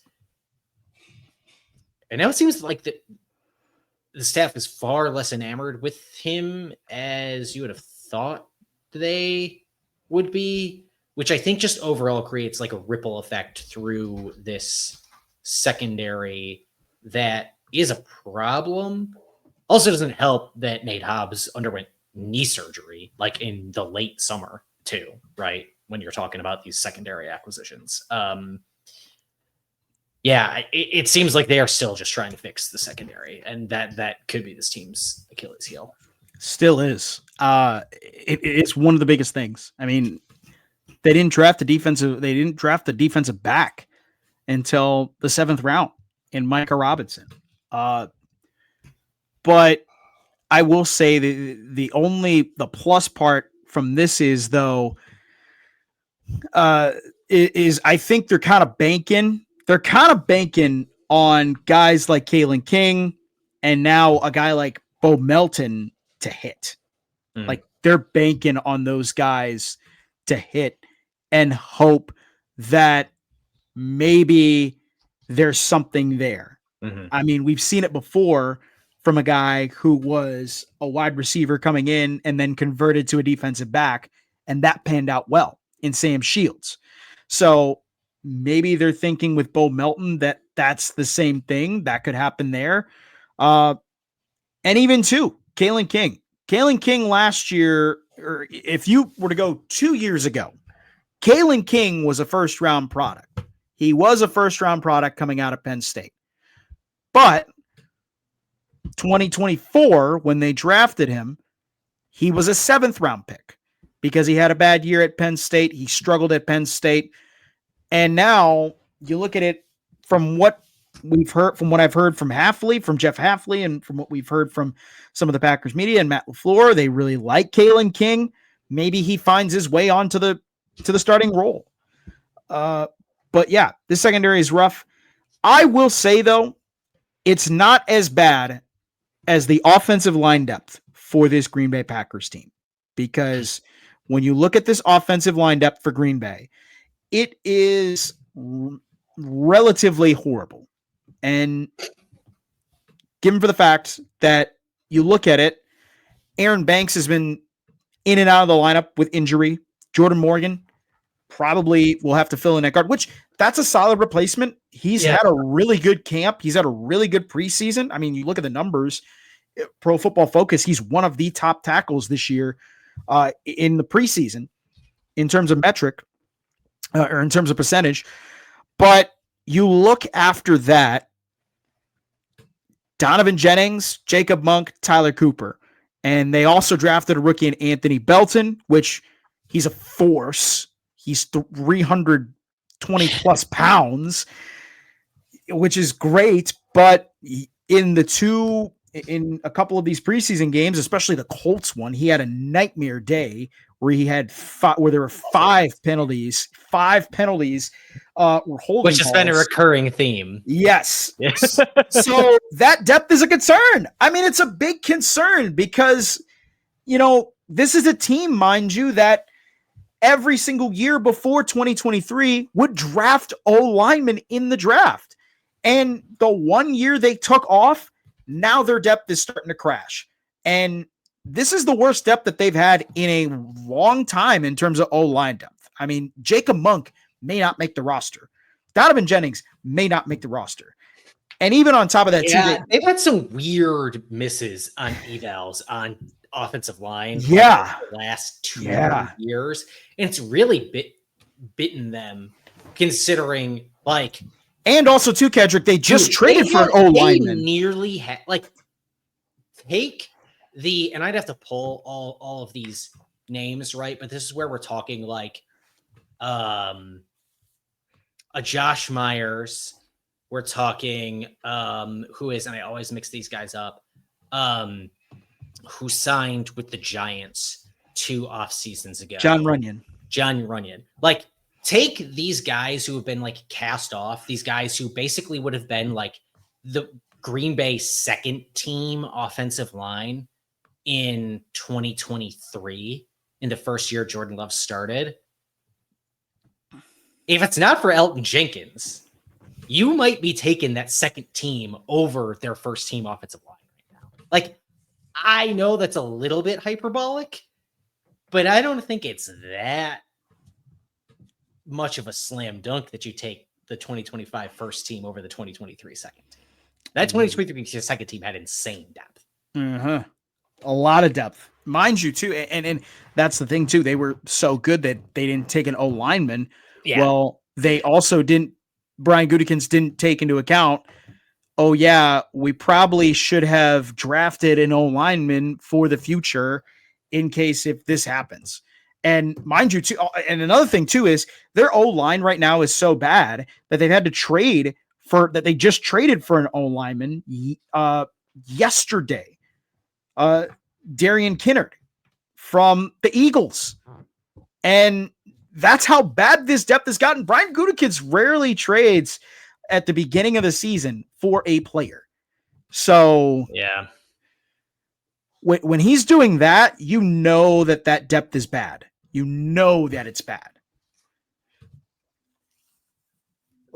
Yeah, it's a mess. It's a bit of a mess. Yeah. And it could make for a really weird year of watching football if you are a fan in the state of Wisconsin, because I already knew you were going with something. Well, the depth, it's kind of the same thing, although I think the Packers maybe have more questions at the starter level than the Badgers do on offensive line. But if Riley Bowman goes down the starting right tackle for the Badgers, they have no answer. The answer to if Riley Bowman gets injured is don't get injured. So it's gonna be a long few months. See what happens. And I don't know. I like the Packers. I think they're going to be better pass rush wise, but I don't know. I think you're disappointed that Lucas Van Ness hasn't turned into what you were hoping his ceiling could be. I don't know, man. It's a weird year. It's a weird Packers year where it just feels like almost nobody is really hitting the ceiling on their eval except for maybe Matthew Golden. At least right now. We'll see when the season starts, but it just that's my biggest gripe is Brian Gutekunst didn't take an O-lineman in 2023 And now here we are in 2025. Yeah, for the first and time in however long. Yeah, right? they had a streak leading up to that year where they took an offensive lineman in every draft, not just the first round, every draft, because they wanted to keep developing these offensive linemen. They were so good at it. Now they don't take one. Oh, shoot. Now we have no depth because we didn't take a guy. All right. Trick play. Trick play here. I don't know. What's yours? I figured I was doing the Packers like a little bit off the cuff. I wanted to be a little bit more emotional about this one. Go ahead. Go be emotional about it. No. I'm saying that's why I can't think of one. Honestly, the trick play for me, it's going to be, can this Packers team take that next step? Can they continue to keep taking that jump? I mean, more importantly, can Jordan Love take that next step? Because and this has been through the whole offseason, this man gets so much hate, but you look at his numbers, he does a really good job of protecting the football. Now you look at last year. Last year he was hurt. He had a knee injury, didn't do well most of the season, was in and out of games. He missed 2 games and Malik Willis had to come in. I get that. But this is kind of the year for us, and for me as a person, to see what can happen when Jordan Love finally gets a wide receiver that can catch the freaking ball. Like last year, the wide receivers were terrible at doing the one thing you're supposed to do at your job, catch the ball. Now they had to go out and get not one, but 2 guys to do that same position. And one of them's a first rounder. I'm very curious what this Jordan Love Matthew Golden connection is going to be like, because I really want to see if it will stick. I really want to see if it will stick. And if it will boost Jordan Love's numbers up. So that's one. Pass rush as well, too. I really think this is a big year for the pass rush as well. They switch defensive line coaches. They get rid of Jason Rebovich, and they bring in DeMarcus Covington from the Patriots. There's been positive reviews from the pass rush. I'm hoping that it translates. This year. Yeah.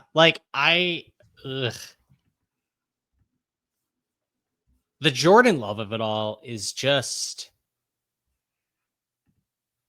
you almost wonder that if he didn't get hurt last year, if the reviews on him are even worse because of how bad the hands of his receivers were. And it's not, it feels so different from the typical conversation about Aaron Rodgers doesn't have any receivers conversation, because it was very strictly the, oh my God, they dropped everything. They did, literally. And who knows? Is that a skill issue? Is that a regression to the mean issue? I don't know.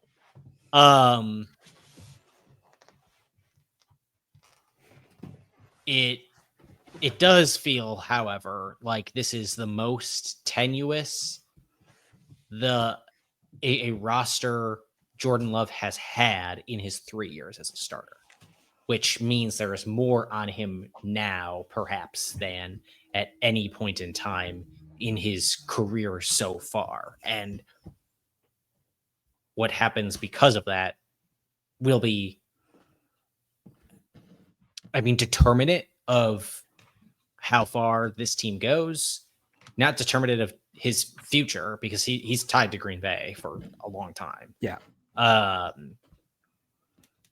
But I don't think this is a Super Bowl team this year. If I'm picking a team to win the division, I think, despite not knowing what JJ McCarthy is, I think I'm picking the Vikings. Really? I think so. I think they're pretty undervalued in terms of the narrative. And even too, last year we undervalued them and they surprising. Yeah, exactly. Yeah.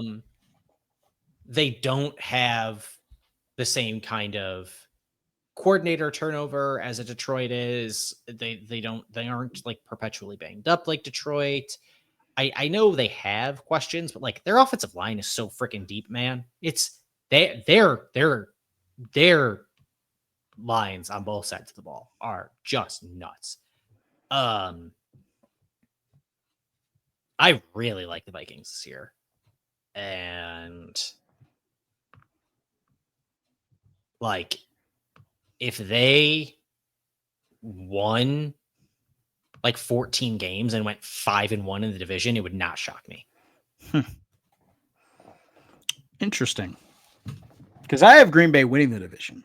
And that's just because I think they have they have the better roster in the North. You look at in terms of quarterback play too. I think Jordan Love is the best quarterback in the North. Given the fact you look at the rosters too, and Green Bay probably has the better roster. I mean, if like you're just going on offenses though, like it's hard to definitively say if you're saying like roster and situation. Yeah. It's hard to definitively say Jordan Love over Jared Goff at that point, right? Like they return everybody that he can throw the ball to. Mm-hmm. Everybody that catches the ball in Detroit. Yeah. And Jared Goff is just like, I was looking at it preparing for this episode. He is just so outplayed his reputation of what he was with LA. Like it's gone. He is a completely different thing. Like if your impression of Jared Goff is by any, and I'm not saying you know, I'm saying you listener, whomever, if your impression of Jared Goff is in any way painted by his time in Los Angeles, like you need to throw it out. He's a completely different quarterback. He excels under pressure. He is bananas in Detroit. And who knows if that's a Ben Johnson thing, but like you don't totally unlearn everything. He might be the best quarterback in the division. Like I don't know. Arm talent, yeah, Jordan Love, but like ability to do it week over week without looking like a bozo sometimes. I think it's Jared Goff. I guess. I don't know. It also is just too, I mean, like, which is why we'll see what this offense looks like without Ben Johnson. And if Ben Johnson was really the solution or if Jared Goff is just that good. So, I don't know. Yeah. With that wraps it up for us in our division previews. And also, too, wanted to throw this out here for all of you Pigskin fans that have listened to our show over the last few years. This is Kedrick's last show with us here on Snap the Pigskin. He is going to be doing some more work for Talking Badgers, and you fellas can listen to him talk Badgers, talk Badger football, Badger basketball. Named. Happily named. Yes. Aptly named. Aptly named. Sorry. Aptly named. He talks Badger football, basketball, and all that other Badger sports. Badger football season is about to start. It is right around the corner here. And Nick said the Badgers are going to go 7-5. It's a much more rosier prediction. Which got me crucified on the internet. Oh, goodness. But, Kedrick, it's been so great having you on this show for the last year. We hope that you can, I hope that you can keep going and doing what you're doing, be passionate about what you're doing. And you're always welcome to come back on the show at any time. Well, thanks, Noah. As I told you, I'm a little bit disappointed to be stepping away. Unfortunately, it's a little bit of a necessity for me. But excited to keep doing what I'm doing. Excited for you to keep doing what you're doing over here. While I talk Badgers, you snap pigskins, and off we go. Off we go. Don't worry though. Snap Pigskin will still be here. Whether or not, you'll hear from me as often, probably, that's up for debate. But if you do want to listen to Snap the Pigskin and listen to other episodes that Kedrick and I have done over the last year or so, go to YouTube. Go watch our shows. Or you can listen wherever you get your podcasts, on Spotify, Apple Music, Amazon Music. No Google Music anymore or Google Podcasts, but you can listen to us wherever and whenever. And so with that, I'm Noah Clark, joined by Kedrick Stumbris. This has been another edition of Snap the Pigskin.